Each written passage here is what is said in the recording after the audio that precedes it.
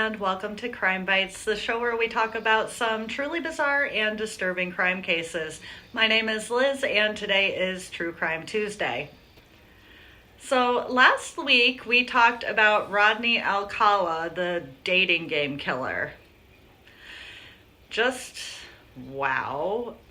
And while Rodney was attempting to fly under the radar while doing the unthinkable, he unfortunately wasn't the only creep that was strangling women and children and leaving their bodies in the hills of California. Apparently, some of his victims got confused as victims of the Hillside Strangler, and then some of the Hillside Strangler's victims got confused as Rodney Alcala's.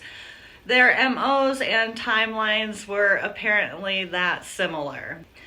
And I must admit that before this week, I didn't know much more about the Hillside Strangler other than that he was a douchebag who strangled women in California. I didn't even remember that it turned out to be two douchebags. So I decided to learn a little more about this case, and that's what we are going to talk about this week. But before we do that, let's pause for a quick promotion. I've got my Just Strong hoodie on today to remind myself that I am just strong. I don't really want to admit it, but I'm going to, just how much I need this message lately. But it's not a bad message to give yourself whether you're feeling like you could climb a mountain or like you could barely roll out of bed. Kind of like me lately. I'm like, her. Either way, though, you are just strong, and whether you want to show that off or you need that reminder, head to juststrong.com. They've got you covered with comfortable and affordable looks that will keep you moving. I love that they're saying New Year and say me, and it's just strong. There's my hoodie, and look at those leggings. Yes, I think I might need one. All right, let's just shop for a second. They've got these shirts, some bras, and there are my colors. Look at that hoodie right there. I really love the lavender, and if you do too, or you like some of those other colors, get 10% off your first purchase with this coupon code at checkout, and I'll leave that in the description for you as well. Let's stay just strong. And let's get back to today's story. We're going to start today by meeting Kelli Boyd. Kelli was working for a title company in the spring of 1977 when she would hit it off with a charming new hire named Kenneth. They hit it off so well that they would end up moving in together, and Kelli would become pregnant in May of 1977. Kenneth really wanted to marry Kelli, but she wasn't quite so sure. She had caught him lying a few times, and guys, that's just a massive red flag right there, because without honesty, what do you have? I would say it's impossible to have a real relationship with a liar. On top of that, he was jealous and insecure. So she was living with him and about to have his child, but she wasn't so sure that she wanted to completely commit to him. He was tall, dark, and handsome, and he was usually kind to her, but those lies. So she told him she wouldn't marry him, but they still stayed together. Kelli was kind of hoping that the baby would kind of get him to be a little more responsible. And unfortunately, Kenneth would end up getting fired from their company when they found weed in his desk, which, really? He would get a job at a similar company, but would also go on to rent some office space from a psychologist with a fraudulent set of credentials. And luckily, not too many people would use his services, but, can you imagine? Anyhow, Kelli would find out, and she would not be happy, but in the meantime, she was becoming more and more concerned with his health because he was just coughing, and he seemed to really have trouble breathing at times. And when she finally got him to go to see the doctor, he would tell her that he had lung cancer and he would need chemo and radiation to save his life. But this would be another lie. And let me just stop for a second and ask you guys, do you think it's too harsh to wish cancer upon people that pretend to have it? I don't know, you tell me. I've seen just so much suffering in my own family and had my own scares, although I am very fortunate not to have experienced actual cancer myself. It's not something to play about, and maybe that's taking it too far. You tell me, but it's kind of how I feel. It's just really disgusting behavior. Anyhow, Kenneth lied to his girlfriend about having cancer. That, to me, sums him up as a person, but there's more. And I'm assuming she would let up about other things for a while and feel a little sorry for him. So his plan did seem to work. He would even get to spend more and more time with his cousin Angelo, playing cards late into the night. He also became kind of obsessed with a series of murders that were happening during October and December of 1977. The media would dub the killer the Hillside Strangler, and he left his victims strangled in the Hollywood Hills. Kenneth had always wanted to be a police officer, and he had tried to apply to the Glendale Police Department, and he was rejected. And then the LAPD didn't have any openings at the moment. He did get to go along ride-alongs with the LAPD's program, and he got to spend some time with some of the officers while they were out on patrol. And during these patrols, he would just talk nonstop about these murders. So the Hillside Strangler murders really blew up over Thanksgiving weekend of 1977, when 5 women and girls as young as 12 were found in the Glendale Highland Park area. The media went crazy, but the truth was that this series of murders had begun about a month earlier, as connections were made to a few of the ladies of the night who were killed in a similar manner. Police would look at ligature marks to determine which victims were connected. The media would dub the killer the Hillside Strangler, although the police had reason to believe that there were, in fact, 2 perpetrators. Then, in February of 1978, their son, Sean, would be born, and things would briefly get better before they got worse again, and Kelli would decide that she had had enough and move herself and Sean back to her hometown in Bellingham, Washington. Kenneth was distraught, to say the least, and he would write to her nonstop until she finally agreed to give him another chance, and he followed her to Bellingham in May of 1978, and he would get a job there as a security guard. Then, on January 12th of 1979, 2 university students in Bellingham, Washington would be reported missing when one of them, Karen Mandic, didn't show up for work. Apparently, Karen's employer remembered that she had accepted a house-sitting job from a friend of hers who was also a security guard. When they would go to check on her, they would find her roommate, Diane Wilder, missing as well, and their cat home and hungry, and Karen's car was missing. A few days later, another car was reported abandoned near a woman's house in that area, and it was very wooded, so it really stood out to her. And when the police would come to investigate, they would find the bodies of Karen and Diane inside, and both had been strangled. When they looked more into the security guard in question, they found that he had missed a first aid meeting that he told his boss that he would be at, and that he had taken a company truck out the night that the girls had disappeared to get it serviced. But that didn't happen either.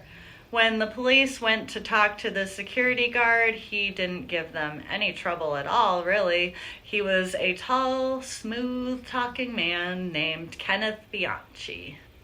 But things would head south for him when they ran his California license and discovered that he was living very close to some of the victims of the Hillside Strangler at the times of their disappearances, sometimes even in the same building. And when they searched his home, they found items that he had stolen from his job site, which was great because it meant that they could detain him just a little bit longer. It appeared that they had found one of their Hillside Stranglers. But who was Kenneth Bianchi, really? Let's start at the beginning with this one. He was born on May 22nd of 1951 in Rochester, New York. His mother was an alcoholic 17-year-old who had turned to sex work and gave him up when he was born. 3 months later, he would be adopted by Nicholas and Frances Bianchi. Now, there are a few interesting things to point out about Kenneth's childhood. His mother would claim that he was a compulsive liar from the moment that he could talk, which I find interesting. He would also be taken to the doctor for wetting the bed and trance-like states, which were loosely diagnosed as petit mal seizures, and his parents were basically told that all of this was really nothing to worry about and that he would just grow out of it. When he was 6 years old, he would fall off of a jungle gym and land right on his face. When he was 12, he would pull down a 6-year-old's underwear at school because he wanted to. I couldn't find a whole lot more about that, but it was, just disturbing. And when he was 13, his dad would pass away, and this wouldn't really even seem to faze Kenneth, and his mother would start working to support them. He would attend a few different schools, and he had a very high IQ, around 116, but was said to be more of an underachiever in spite of this. He had some anger issues as well, and his mom took him to a psychologist who noted a passive-aggressive personality disorder and thought that he was overly dependent on his mother. He would end up graduating from high school in 1971, and he would propose to a woman named Susan who would reject him. He apparently wrote to her telling her that he was a suspect in the Alphabet murders, which we're going to look at those next week. It's too much for this week, but they were basically 3 murders of these 3 little girls that took place in Rochester while Kenneth was there as well. So, he possibly did that too. He would go on to marry a young woman from high school named Brenda Beck. She would pack their things and file for an annulment 8 months into the marriage, leaving Kenneth feeling betrayed. And he would go on to Monroe Community College and take courses in police science and psychology, but he would drop out shortly after enrolling. He would still apply to the sheriff's department, but would get rejected. He would finally take a job as a security guard for a jewelry store, but would use that position to steal jewelry for his girlfriends, and he would ultimately get fired from there as well. He would bounce around a little bit more before deciding to head out to LA and start fresh, moving in at first with his older cousin, Angelo Buono. And Angelo is actually our second strangler, so we're going to do a rundown of his past as well, and it's worse than Kenny's, if that's possible. This case, I remember now it was mentioned as an example of folie à deux, or madness for two. I'm remembering this now when I was researching cases around that concept. But I was diving in. I think I was diving into Leonard Lake and Charles Ng at the time. So I kind of just flew right by it. But we'll hit on that more a little bit later. For now, let's learn more about Angelo. Angelo Buono was born also in Rochester, New York, but on October 5th of 1934, making him close to 20 years older than Kenneth. His parents were Italian immigrants who divorced when he was only 3, and he ended up moving to California with his mother and his sister in 1939. His mother would raise him Catholic and work in a shoe factory to make ends meet. Angelo didn't take much to education, but would be very interested in everything surrounding violence and sex. He would go around calling himself the Italian Stallion and would brag to his classmates at as young as 14 about rapes that he had committed. It's unclear if he was actually raping people at this age, but very possible given what he does as he goes on. In 1955, he would marry Geraldine Vinal, a girl from his high school who he had gotten pregnant, but he would leave her after a week. When his son was born, he was in jail for car theft, and he refused to pay child support or let his son call him dad. He would move on fast as well and get another woman named Mary Castillo pregnant at the end of 1956, and he would marry her the next year.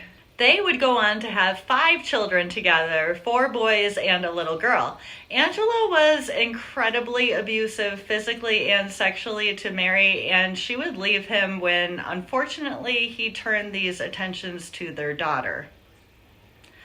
Disgusting. But it was the last push that Mary needed to leave Angelo, and he wouldn't argue, but he also wouldn't do anything at all to support their family. When Mary tried to talk to him about this, he threatened to kill her and pointed a gun to her stomach. By now it was 1965, and Angelo needed a place to live, so he moved in with 25-year-old mother of 2 named Nanette Campina, and the couple would have 2 more children together. He would abuse Nanette physically and sexually as well, and she would stay because this time he would threaten to kill her if she left. Nanette would leave him when she found out that he was abusing her 14-year-old daughter. He married a 4th woman. Hi, Scooty. Let me get you some bacon. The 4th woman was named Deborah Taylor, and not much is known about this marriage other than that it happened, and it went so well, apparently, that the couple never moved in together. And they never got divorced either. They just did it, I guess, and pretended it didn't happen. I'm sure there's probably more to that story, but I couldn't find any more on it. If you know, let me know in the comments. He would work for himself as an auto upholsterer and had built himself a pretty decent reputation in that field. And it's said that he would prey on young, naive women in his neighborhood. For one reason or another, they were drawn to him, and it is here in 1975 that his cousin Kenny would come to stay with him. And Angelo was very happy to be the big, cool Italian stallion older cousin. And he would start by teaching Kenny how to get free sex work by pretending that you were a police officer after the sex work had gone down. Gross. And this would end up escalating to the 2 going on ride-alongs together, impersonating police officers. And then they escalated to becoming pimps. And I don't know, they were like, at this point, straight up pushing human trafficking. Correct me if I'm wrong here. But they had found 2 teenage runaways, and I'm not sure exactly how they got them to agree to work for them, but it turned into a situation where they would get abused if they wouldn't work. And one would confide in a lawyer who ended up helping her escape, and the second would flee shortly after. And when the girls escaped, Kenneth's car that he had bought with the cash from his new title job got repossessed. At this point, Kenneth was working at the title company and living with his pregnant girlfriend, Kelli, but because he was fighting his fake cancer, he got to spend a lot of time with his cousin, doing things like playing cards and talking about life. I mean, impersonating officers and torturing and murdering women and children. They actually started killing people when they bought a list of names of Tricks or Johns from 2 sex workers. They were hoping to get back into pimping at this point, but they quickly discovered that the list was a fake. Unfortunately, one of the ladies, Yolanda Washington, had let them know where she worked, and they came for her. She would be found near the Forest Lawn Cemetery on October 18th of 1977, raped, beaten, and strangled. Then on November 1st, a 15-year-old runaway named Judith Lynn Miller was found strangled in La Crescenta, a residential neighborhood near LA. She had been strangled as well. Just 5 days later, Lissa Kastin was discovered strangled near the Chevy Chase Country Club. She was a ballet student who was saving money with hopes of becoming a professional ballerina. On November 13th, 12-year-old Delores Cepeda and 14-year-old Sonja Johnson got off their school bus and then got into a car with 2 men. 6 days later, both girls were found strangled and raped near the Dodger Stadium. That same day, 20-year-old Kristin Weckler was found on a hillside near Glendale. It appeared that not only was she strangled, but she was tortured as well. 3 days later, 28-year-old actress Jane Kind was discovered near a ramp off the Golden State Freeway. 6 days after that, on November 29th, 18-year-old Lauren Wagner was found. She also had evidence of torture on her body. The last body that year would be found on December 13th, and it would be of 17-year-old sex worker Kimberely Martin. Then on February 16th, a helicopter would spot an abandoned car near a cliff in the Los Angeles Crest area, and in its trunk would be its owner, 20-year-old Cindy Hudspeth. She would be the last known victims of the Hillside Stranglers before Kenneth killed Karen and Diane in Washington. So after they brought Kenneth in, they were able to keep him for theft until the DNA from the murders came back conclusive, and it did. In the meantime, LA and Washington were busy bringing all the other pieces of evidence together and building their case. They would find a ram's horn necklace belonging to Kimberly Martin and a turquoise earring belonging to Yolanda Washington in his belongings. They just needed their second man at this point, and Angelo had been picked in a photo lineup by 2 witnesses who had observed Judy Miller and Lauren Wagner being abducted. Kenneth didn't want to testify against him, but cracked to attempt to avoid the death penalty. He would also try and plead insanity and say that a second personality named Steve was committing the murders, not him. I mean, if someone told me that their alter ego named Steve was making them murder, I would probably believe them, but the district attorney's office did not. They didn't buy it one bit. When they arrested Angelo, his wallet had a very worn imprint from the fake police badge that he was always keeping in there. While they were awaiting their trials, Kenneth would start dating a playwright named Veronica Compton, who fell madly in love with him, and I mean madly. He decided that he could get away with his charges if another murder with his DNA was committed while he was in prison. So he decided that he would ask his girlfriend Veronica to smuggle out some of his semen and strangle someone and plant it on them. You know, baby, so we can be together. And she said yes. She said yes, and she went as far as to lure a woman to the hotel and attempt to strangle her, but luckily the woman was able to overpower her and escape, and so Veronica would end up being arrested and imprisoned for attempted murder. As if this case wasn't wild enough already. Both men would receive life sentences when all was said and done. Angelo would be sent to Folsom Prison, where he would die from a heart attack in 2002. Kenneth was given 6 life sentences with the possibility of parole. and he was sent to Walla Walla in Washington. He was denied parole at his first hearing in 2010, and he will be eligible for it again in this year, 2025. So stay tuned. Do you guys think he should even be eligible? Because I don't. But we will look at that, I guess, when it happens, and hopefully he will not be released, at least in my opinion. I don't think he should be. People like that, And I don't know, I was going to touch on the aspect of folie à deux a little as well. What do you guys think? Do you think that either one of these men would have killed alone? I think they clearly fed off one another, and it was that fuel that made these killings happen and persist. But in this case, I almost think that they each could have been killers or even serial killers by themselves as well. They were both just literally that horrible, and together they were the Hillside Stranglers. And I know I touched briefly on Rodney Alcala's connection as well, and we looked at his case and Woman of the Hour last week. If you didn't catch it, I'll leave a link at the end.